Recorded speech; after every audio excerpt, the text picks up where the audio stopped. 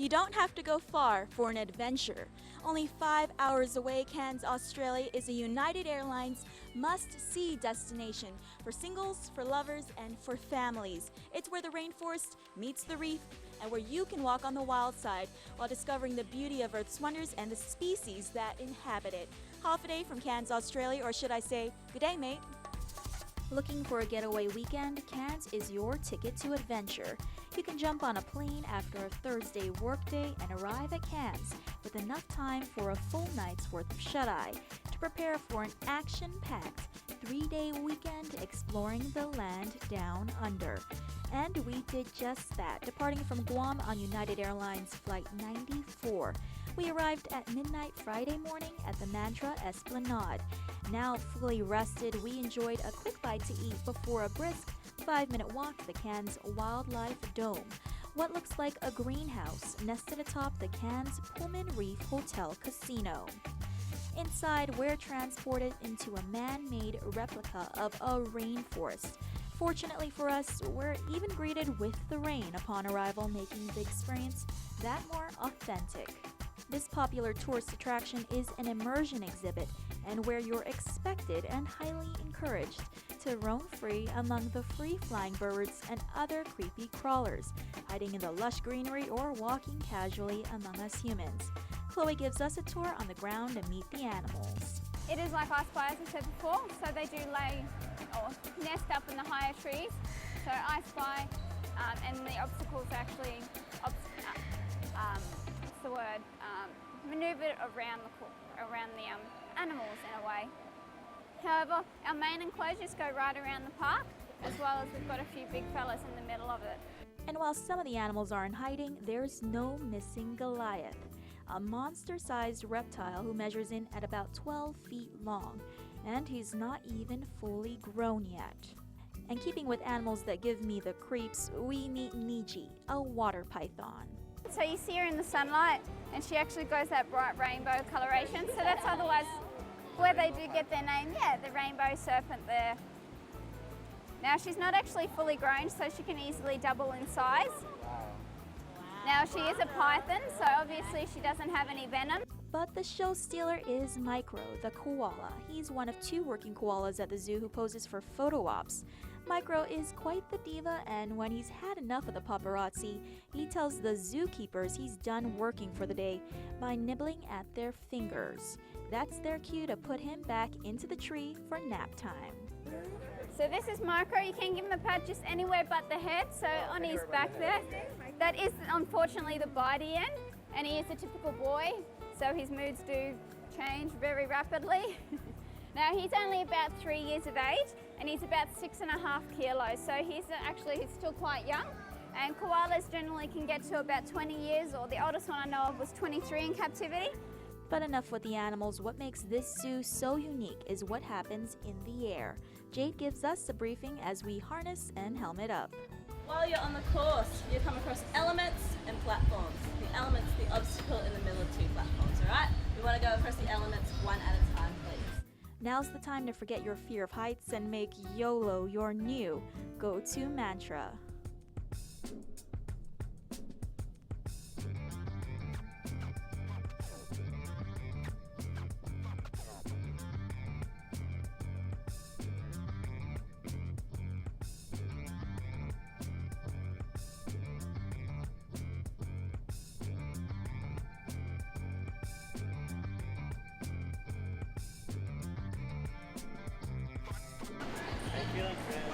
I'm feeling good. We're going higher, guys. And what goes up must come down via zip line over Goliath. Remember him? The 12-foot croc? But the fun is only getting started. Now that I've acclimated to the heights, I walk the exteriors of the dome. That's right, we're going outside to get a panoramic view from the heart of Cairns.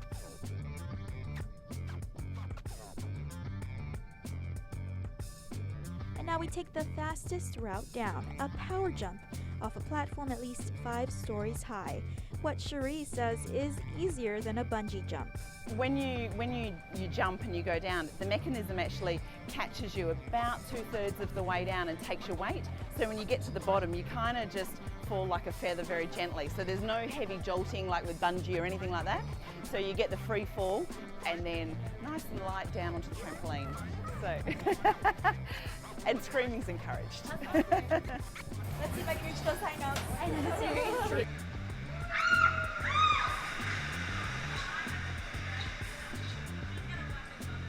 And if you're not adrenaline drunk yet, stick around as we get wet and wild on the barren river.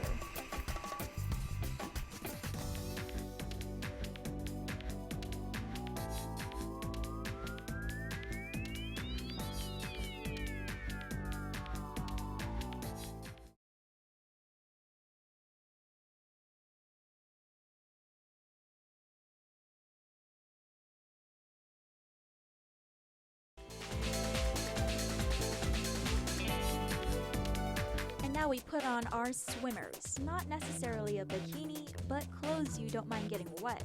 Our next adventure takes us to North Queensland for white water rafting with the largest adventure company in Australia, Raging Thunder Adventures, who specialize in adventure ecotourism. The bus picks us up from our hotel, the Mantra Esplanade, and we meet our guide, Tim, a tall blonde Aussie with a good sense of humor and a missing tooth.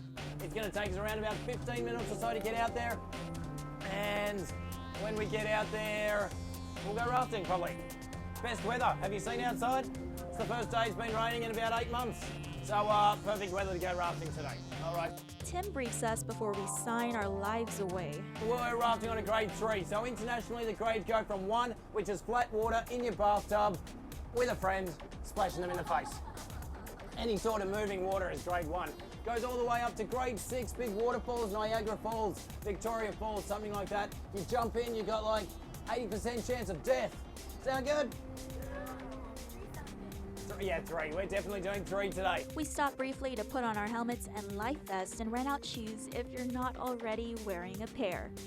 Then we divide into groups and roll call. Leaders to start off with, feeling confident? You two are confident? What about the rest of you?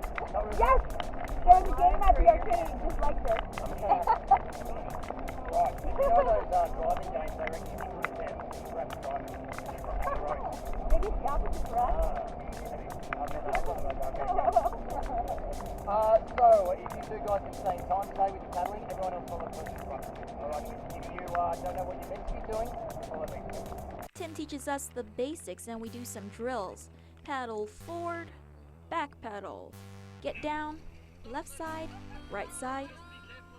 Tim tells us we're also in charge of saving the person next to us. So, if Doug, who's sitting to my right, falls off, I gotta pull him up. If I fall off, he has to save me. Tim shows us how. Fortunately, Tim's commands keep us all on the raft, but there's no fun in staying dry, so he tells us to jump off and enjoy a quick, refreshing swim in the not-so-white water. He reminds us to keep our feet afloat as the rocks hidden below can easily sprain ankles or break bones, so I'm floating down the river and I gotta say, it's a bumpy ride for your bum. But now it's time to get back on the raft and I'm struggling. Despite giving my full efforts to swim back, I'm stuck in place in a faraway distance. This is why Tim gives me the name Little Legs. I can't move! I don't know if it's I'm just chilling. And Tim shows my GoPro some love as he gives me a hand back into the raft.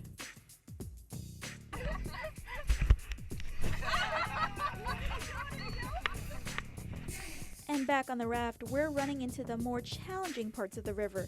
We're instructed how to maneuver around the boulders in our way. All right, forward paddle. And who says we're only rafting? Tim shows us how to surf.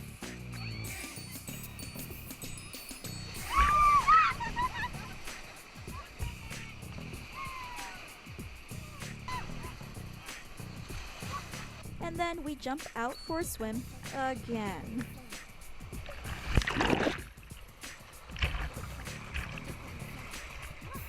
Now back on land, you can change into dry clothes and enjoy hot tea or coffee before the shuttle takes you back to your hotel. But this adventure is only beginning. My Adventures in Cairns continues. Stay tuned for my hot date on the Great Barrier Reef.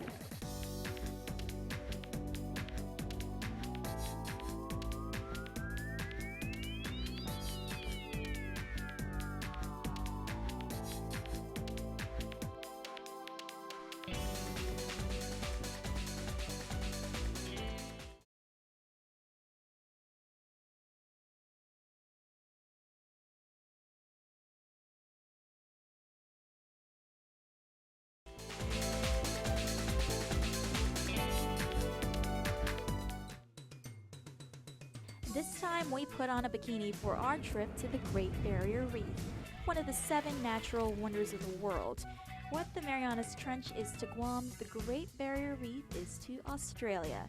As the largest coral reef on the face of the earth and bigger than the Great Wall of China, the Great Barrier Reef is the only living thing visible from outer space. So great is kind of an understatement. Only minutes away from our hotel, the Metro Esplanade, we walk to the terminal where we board the Passions of Paradise, a family-owned company known for being Australia's best day trip dive boat.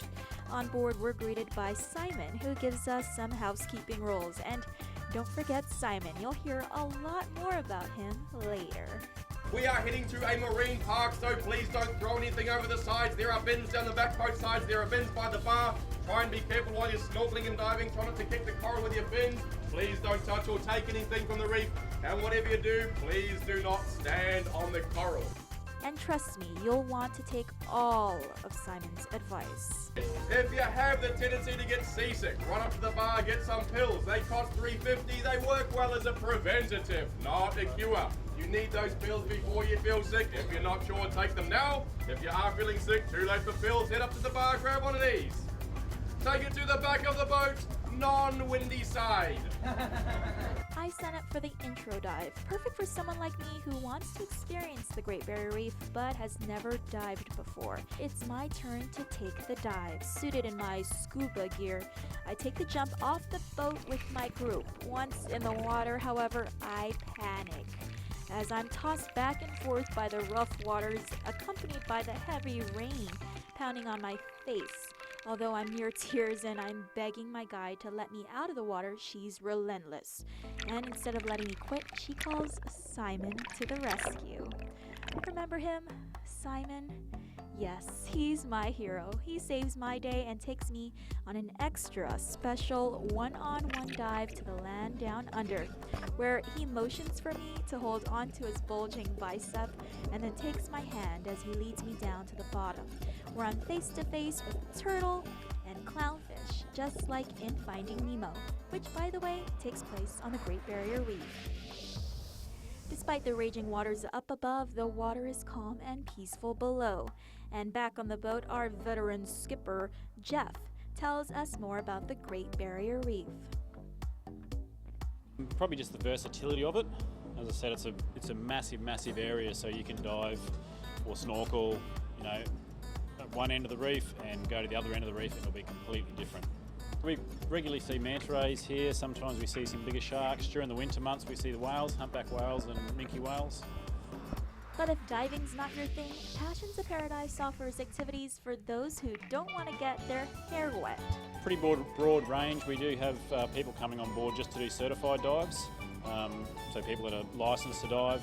A lot of people come here and do the first time dive, which is the introductory dive.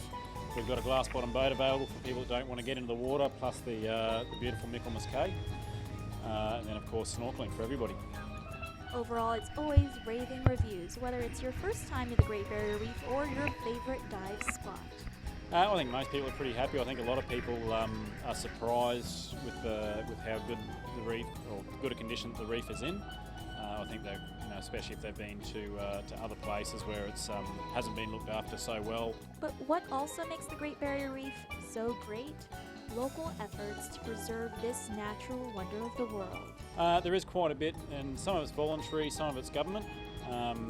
The marine parks come out here quite a lot and manage the reef, and and the island especially because it's a bird rookery and there's lots of turtles nesting on the island as well, so that's why there's a designated area for people and they're not allowed through the rest of the island. We actually do reef monitoring on Passions of Paradise as well, which is part of the Eye on the Reef program where we're monitoring certain types of corals and certain pests, and we're involved with the eradication of the crown-of-thorns starfish as well, which has become a bit of a pest on the Great Barrier Reef. Had enough yet? It's time to towel off and mingle with the locals. Keep it tuned as next time we head into the souvenir shops and get acquainted with Australia's national gemstone.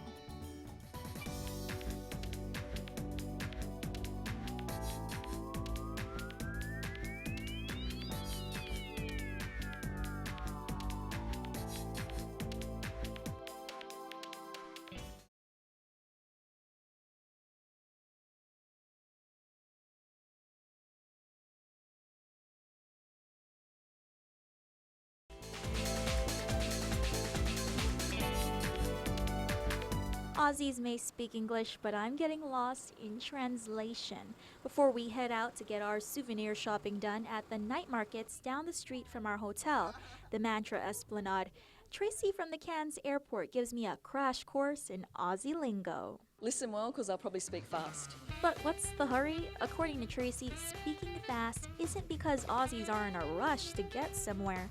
In fact, it's the opposite. We're really quite lazy. Aussies, we're lazy. So we tend to shorten things. We add a O at the end, so it's not John, it's Jono. It's not Steve, it's Steve-O. So yeah, we're a little bit lazy, and you know, that's I guess it's fun-loving, and that's how we come across. And now I know what to listen out for. So we're going to the Cairns night markets. Immediately, we come across an Opal shop that draws my attention. Your name, sir? Mark. Mark? Mac? Mark. Mac, and this is your store? M-A-R-K. Mike. Mark. Mac. Oh, M-A-R-K. Mark. Yes. I'm so sorry. See, again, this is one of the things I noticed I'm having a hard time understanding the language. Can we talk a little bit about the lingo? You guys have a different accent, but maybe I have an accent to you. And Mark, who's originally from New Zealand but calls Cairns home, explains our previous miscommunication. Tell you the basic difference. I've got a friend who lives in the States, and he married an American lady, and I've travelled with him wholesaling in the States, and he said to me, just roll the R's. In America, you roll the R's. And when he comes back here, he stops, and he talks Australian. That's the difference. Australians don't roll the R's, but Americans roll the R's. That's why I didn't understand your name, Mark. That's exactly right. My same friend says it's like a dog with a lisp, you know, Mark. But that's the difference in the language. That's all the difference is. And now that we're speaking the same language, Mark tells me more about opals, the national gemstone of Australia. He's been in the business of digging up these rare precious materials and cutting them up for sale for the last 30 years. These beauties are valued anywhere from a few dollars to hundreds of thousands of dollars. This is inside a big rock, and then you go, when you've got your grandkids, you go abracadabra kabang, and you open it up, and then look, those beautiful colours. And again, it reminds me of the ocean. Absolutely. We went to the Great Barrier Reef yesterday. It's exactly what it looks like, isn't it? Yeah. Or the rainforest, the sea, you know, it's beautiful. You know how popular is your store here? Well, we're humble, probably the humblest store in town, but we have exclusive things because I cut everything. So there's very few people a lot of stuff is made overseas these days. A lot of stuff goes to China and made there, but I'm the last of the Mohicans. I still try to do it with my hands. So. And a lot like the diversity among these precious gems, Mark says the same could be said about Cairns. What he says makes Cairns so special and why he's made it his home. It's multicultural, it's multi-everybody, it's got everything going. Cairns has got everything here. You've got the Barrier Reef, you've got the rainforest. It's a beautiful place, and it's not too many people. You know, like it's not a big city.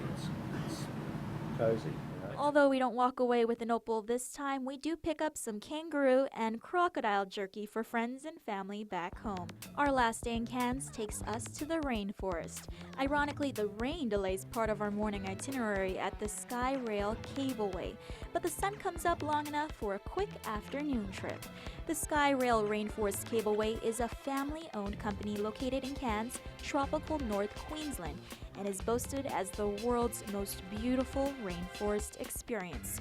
Here, we're high above the treetops and rainforest canopies that date back more than 120 million years, making it the oldest continually surviving tropical rainforest on the planet. Our view today from the Skyrail Cableway is a window to how the world once was. Once upon a time, rainforests covered all of Australia, but now only represent a small percentage of the landmass. Skyrail's Adam Letson tells us more. Today you've done the Skyrail Rainforest Cableway. It's one of the icon products of the region. Today you've done a return Skyrail experience in the wet weather, obviously being the tropics. Weather can be like this at this time of year, so we hope that you've enjoyed it. You would have had the two stops, Red Peak Station and Barron Falls. The falls are in full flood at the moment, which is amazing. And yeah, we just really want to welcome you and let you know that anytime your customers are coming from Guam, you know, they're welcome to come along on Skyrail and have a journey. And according to Adam, hundreds of thousands come from all over the world to see these lush rainforest canopies. Our biggest market still for us is Japan, and then China now, and the Western markets, US, UK, and Europe. While on the Skyrail, we get a chance to pay a visit to Kuranda, the world-famous tourist destination known as the Village in the Rainforest. Although there are dozens of attractions, places to eat and drink, and pick up souvenirs, we opt to visit the Butterfly Sanctuary. Located in the heart of Kuranda Village, the Australian Butterfly Sanctuary is the largest butterfly flight aviary and exhibit in Australia. That's a lot of butterflies under one roof, over 1,500 to be precise, all of whom are local rainforest species including the electric blue Ulysses and the majestic green and yellow Cairns birdwing butterfly. Although there are hundreds of colors and varieties at arm's reach, it was a struggle to get a good picture. These beauties didn't sit still long enough for decent pictures. After our walk through the Butterfly Sanctuary and through Kuranda, we returned to the Skyrail, where we opt to take a stop to view Barron Falls. Thanks to the heavy rains the last few days, the Barron Falls are the most majestic they've been in months. The sight is breathtaking and a reminder of the rafting trip we had earlier in this trip. But now our adventures in Cairns must come to an end. For now. I'll be back soon as there's dozens of more attractions and activities I would love to explore when I have more time. Overall, Cairns and the endless adventures have left me adrenaline drunk. From land to sea and even sky, I came, I saw, and I've conquered. And trust me, Cairns, I'll be back for more. Until next time, later, mate.